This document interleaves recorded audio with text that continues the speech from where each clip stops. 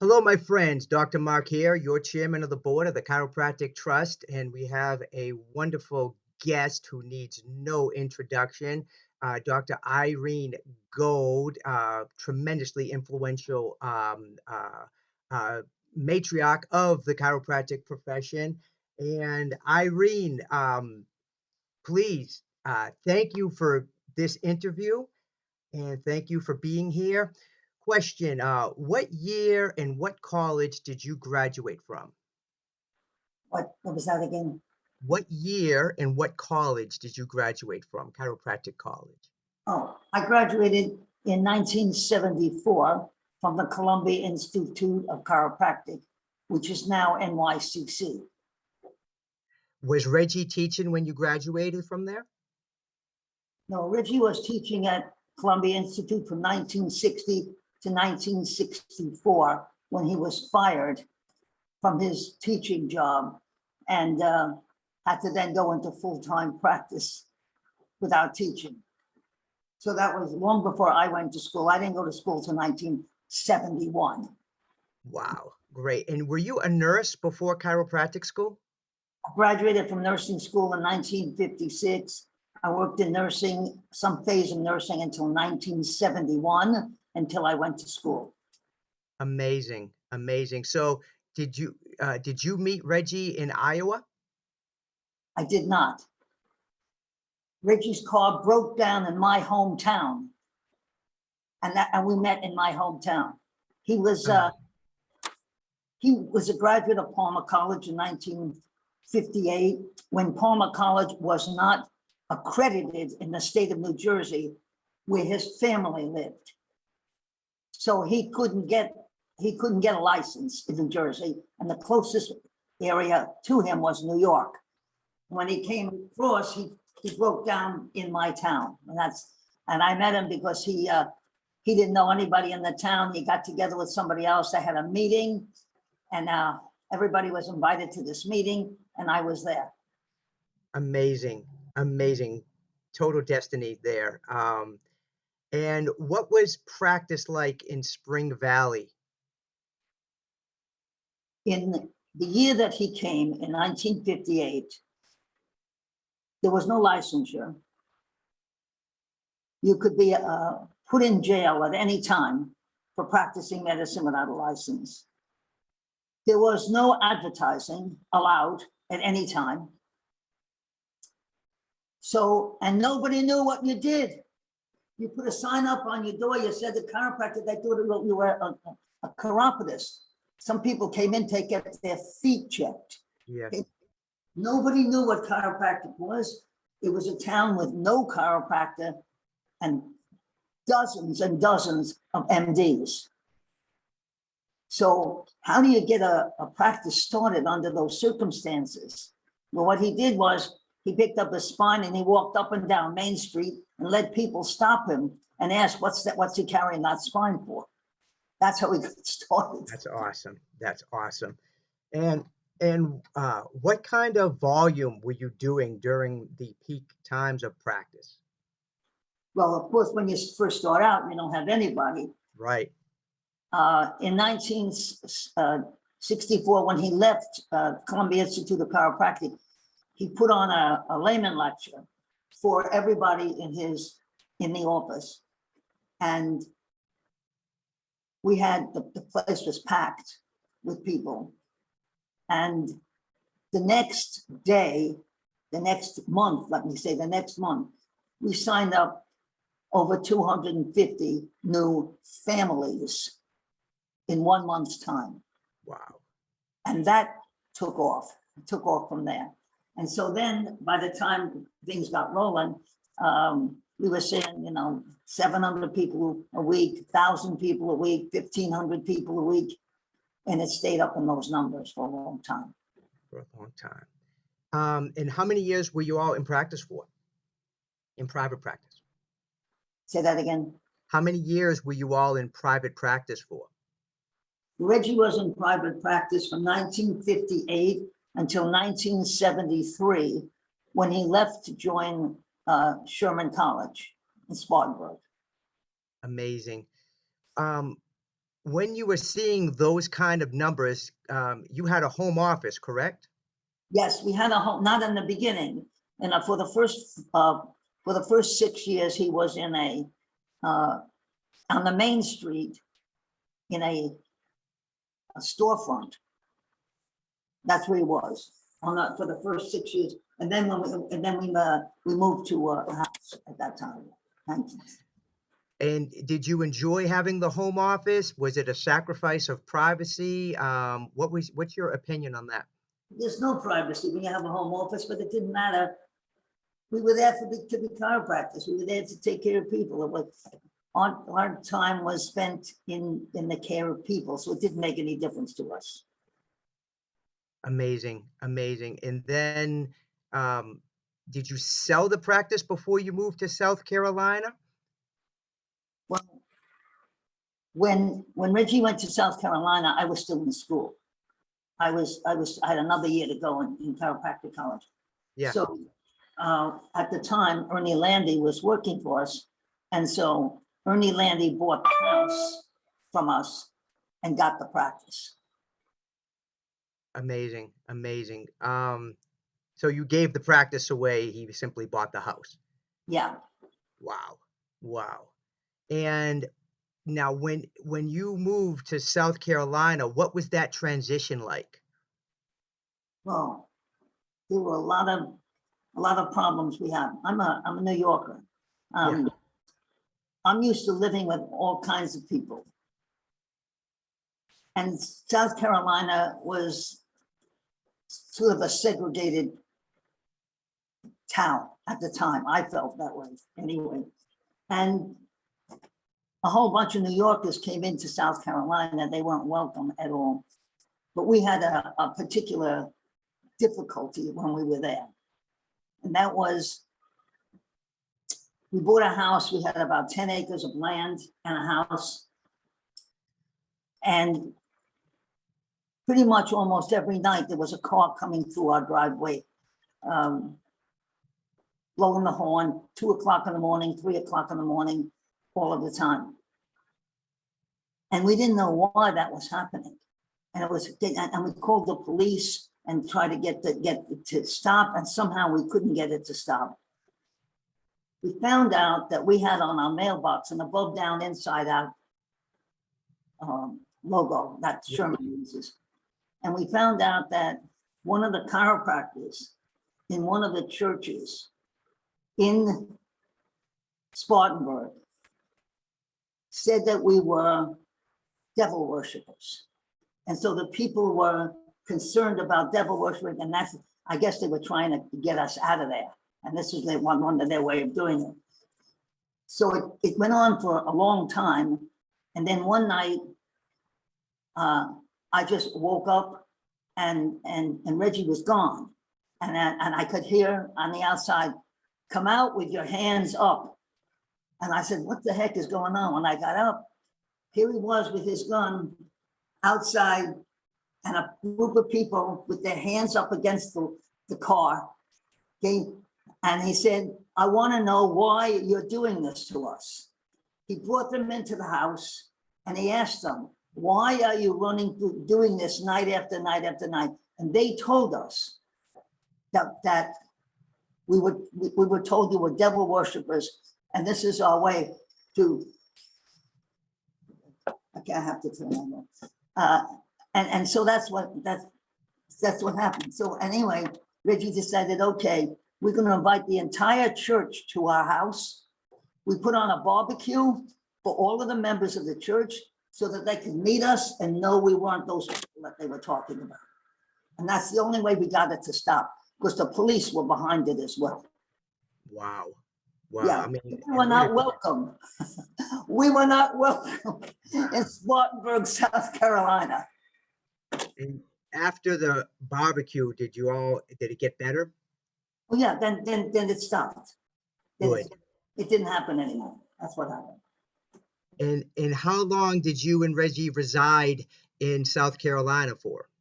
Well, Reggie had a problem with the board in South Carolina.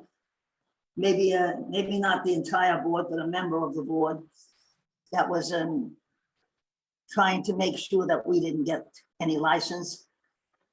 So they made sure that Reggie didn't get licensed. And then they finally gave Tom Gilardi an ultimatum that if Reggie didn't leave, that they were not going to give us accreditation.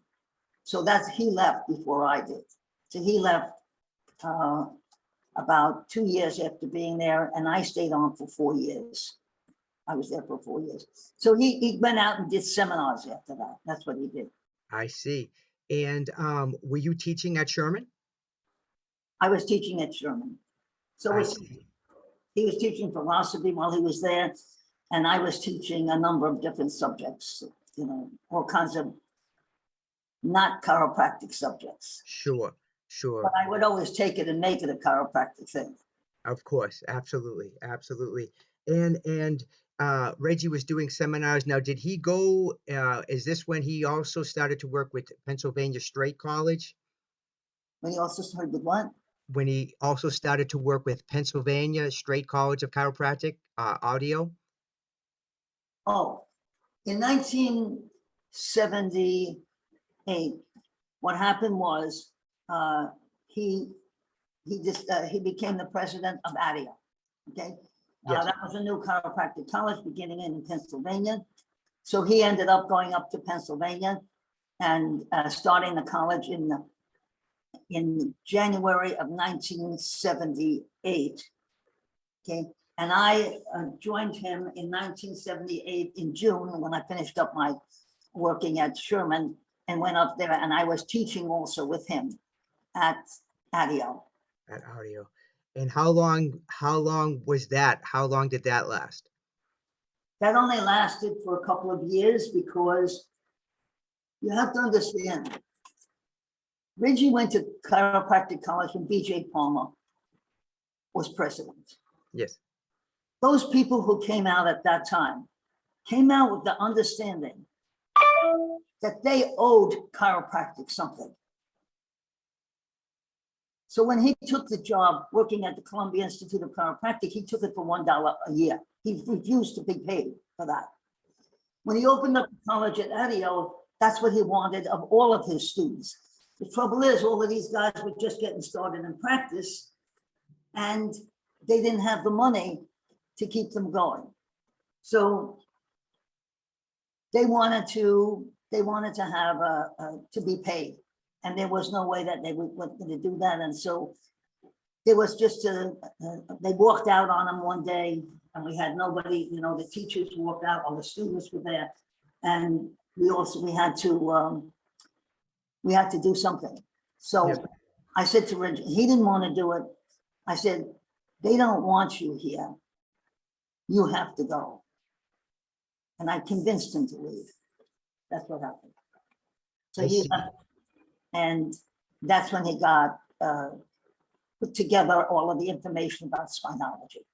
And he started a program on spinology. He did not want chiropractic to go into the medical realm. He did not want it to diagnose and treat disease.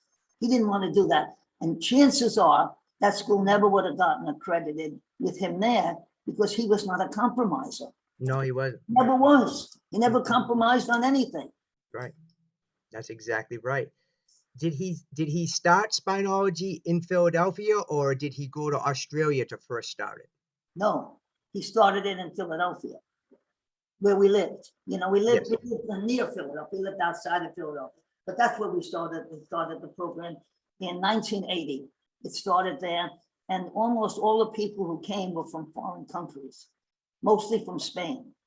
They came from Spain, and the people who were there in that first class now run a spinology program in Europe. They have a spinology class, and they have spinology which is recognized by the government of Spain as legal. Amazing, amazing. How many spinology schools were there and are there now? Well, there was also one in Ireland, okay, one in Ireland and one in Spain. Now, the people who started the ones in Ireland are still there. I don't know if they're still running a program there, but there's still one going in Spain at this time. Mm-hmm. there was also one that there was something happening also in Australia, and I'm not really quite sure about it, all of that. Gotcha, gotcha. Now, and Reggie was going to Australia pretty regular, was he not? Yes, he was going to a lot of countries regularly. He was going to South Africa a lot. He was going to France. He was going to Australia and many different places around the United States. The thing that got him known actually is when he was a teacher at the Columbia Institute of Chiropractic, they needed to do license renewal programs in various states. So Dr. Napolitano was the president of the school, didn't want to go to all of those, so he sent Reggie. So Reggie got to get to, he had the, I don't know, certificates, trophies, whatever you want to call them, from like 30 different states. So that's how he got known. But he was always a speaker. You understand that? He was Yes. he was a speaker, he's a born speaker. Yes, absolutely. Absolutely. Very captivating speaker. Yes. Yes. And what year did Reggie get back into chiropractic? I would say 1987.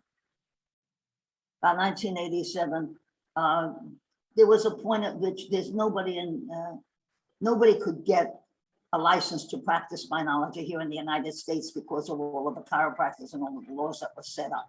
So nobody could do that. And that's where and because they had a program already in Europe, there was no reason to have one over here as well. Right, right. Yes, that makes sense. I remember in 1990, Reggie speaking at Palmer Homecoming, and I had just started school, and I remember it was in the auditorium at Palmer, and it was 7:30 in the morning, which usually nobody's attending those lectures, but his lecture was standing room only in the auditorium. You could Okay. not fit another person in that auditorium. Wow. Best speaker of that weekend. And this, I had just started chiropractic school, and I just remember what a powerful presence he was. Yeah. Powerful presence. Yeah. So now, once you're back in chiropractic, what's happening in your life during this time? Well, as far as I was concerned, I left Sherman in 1970, and I was teaching at ADIO, a couple of classes I was teaching there. But by that time, I had already started my program, my review program. Yes. I started in 1975 while I was a teacher at Sherman, and when I left, I continued to do that because I had already put everything together. So I was going out to different places to teach my classes, and then I started to get invitations from all over the country to come out and do it there. And the next thing I know, I'm doing every state board in the country and every national board in the country, and I had a whole bunch of students that I hired that were then working for me, and they stayed with me for years and years and years. You know, I had no intention of becoming a teacher. I have been a teacher. My background is in education. I have a bachelor's and a master's degree in education from Columbia University before I even went to chiropractic college. Wow. So that was that was what I like to do best. I was going to go into practice, but I never got an opportunity to go into practice because I failed the South Carolina board twice. Wow. Wow. It was a setup. Yeah. It was a setup. And we were not going to get licensed in South Carolina. And finally, when they figured out I wasn't going to stay, then they gave me the license, and they let me pass the license. Wow. That's the exam, yeah. So anyway, by that time, I really got well known, and my program was going really well. So I just kept on doing that, and I never did get to practice by myself. And I remember personally taking your program, and throughout college, amazing program. And yes, some of the same instructors were there, wonderful folks. I didn't meet you until, I mean, in person until I took the South Carolina State Board in 1993. And I remember your energy. I remember how sweet and kind you were. And then I realized afterwards that you were Reggie's wife. I didn't realize that. And I'm like, she is, and just so full of energy and just as sweet as can be. And you still are to this day. Now, Amazing to me how many people never hooked us up together at all. I spoke at a graduation out in Life West, and when I was leaving the stage and was walking out, there was a person in the audience and said, because I talked about Reggie in my talk, they yes. the first time realized we were in some way connected. Wow. Wow. Um, I know you were an amazing wife, incredible chiropractic mind, and such an influence for all of us who really have that passion and obsession of chiropractic. What would you say, Irene, has been your biggest adversity in the chiropractic profession? Boy, there's so many of them. Yeah. And I think people don't I will know tell these you that things. I was escorted out of 3 different chiropractic colleges, 3 different schools. Yeah, the first time I got escorted out was when I visited National. I was going to speak to one of the teachers there to try to get a program going there. And they found I was there. I was in the bookstore and they asked me to come to the office from the bookstore. And they said, "What are you doing here?" I said, "I'm looking at what's in your bookstore." I was going to buy some books and Yeah. see what I could find. And they said, "Well, you're not allowed to be here. If you want to come to this to visit the school, you'll have to call us 2 weeks ahead of time, and we'll have somebody meet you at the door and allow you to visit." That's what they said to me. Wow. The times that I was just escorted and said, "Don't come back again." And then some years later, they could call me back. "Why don't you come back? Our students are not there." So, but Wow. I had all of that happen. I had to hire lawyers, sometimes to take care of some of the things, but now they leave me alone. They Yeah. finally leave me alone. And a few years ago, I even got a referral from the national board. Wow. So you never know how things turn around. You don't. I think your tenacity has paid off as a true icon in chiropractic. You have paid your dues many times over. Well, you said it in the beginning. You have a passion for what you do. And if you don't, then you don't belong doing that. I found the passion was teaching. I found it Yes. and I just made it happen. Okay. And every time I teach a class, I learn something new. I find something new about what is a better way to teach something? What is a better way to get something across? Why does somebody not understand this particular concept? What do I have to do to make them understand? And so I'm challenged every day.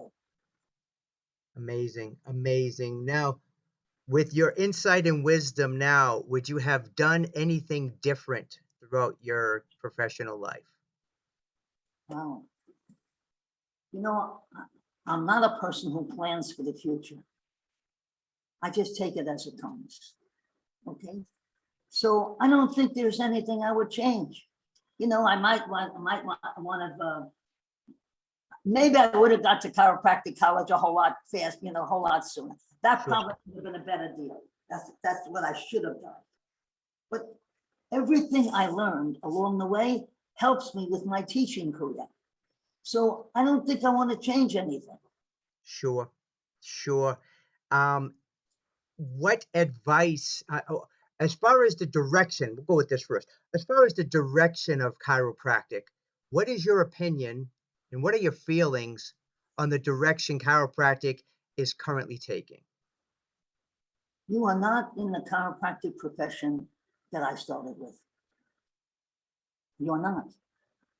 You are learning more things about why you shouldn't do in chiropractic than what you should do. there is a tremendous, that they're looking for people to join medicine, to be a part of medicine, just to Yeah. be a part of that. We never thought that way years ago. We did not.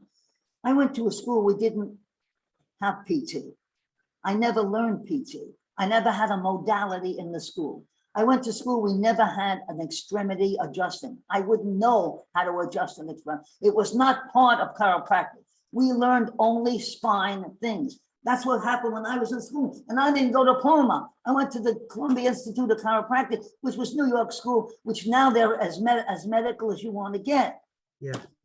So I don't see this as the same profession. You could not practice today the way we practice. You could not see that many people. You could not, you have to keep records on everybody. You have to keep track of everything. We had a much more liberty to do whatever we wanted to do, as long as we stayed right there on the spine. Right. So I don't know where this profession's going. I don't know how many of you guys are going to hang around. I don't know how many Mark Romanos there's going to be coming out of school. I don't know. And Some. thank you. And You'll thank you. always be in the minority. You will Yes. always be in the minority, but it doesn't matter. Chiropractic is in the minority in the whole general population. So what do you care? That's exactly right. You're exactly right. You gave me one of the biggest compliments I've ever received in chiropractic about 25 years ago. Um, and I know you've been through a lot of stuff, but I remember this. I was speaking before Reggie, which I've done many times at the fraternity in Davenport, Iowa. And I was speaking before Reggie, opening for him, and you went to a friend of mine and you said, "Who is that guy? He reminds me of a young Reggie." And I said, it's, I have reached the pinnacle of the mountain. This is the peak, you see? So thank you for that. What advice, Irene, do you have for the chiropractors with this passion in the minority? What wisdom can you shed to inspire those to keep going? Just know that you're doing the right thing. Isn't that what we all want to do in life? We want to do the right thing, even if nobody approves, even if you're not in the majority. If it's the right thing, you just keep doing it, because that's what's going to help the profession and the people. That's the only thing that's going to keep chiropractors alive, is the minority have to keep it alive. You're Yes, one of them. thank you. Thank you, Irene. And thank you for all the service and everything you've done. You've inspired me for many years, for many reasons. You are certainly a woman of incredible integrity, power, and strength. And on behalf of the whole profession, as a living icon, I personally thank you on behalf of the Chiropractic Trust, which is totally inspired by you and Reggie. I thank you. And I also thank you for this interview that I want to go viral worldwide. Oh my goodness. I didn't know you were going to do that. Yeah. Well, thank you, Irene. And please, we'll keep in touch. And the trust is truly at your service for all that you've done.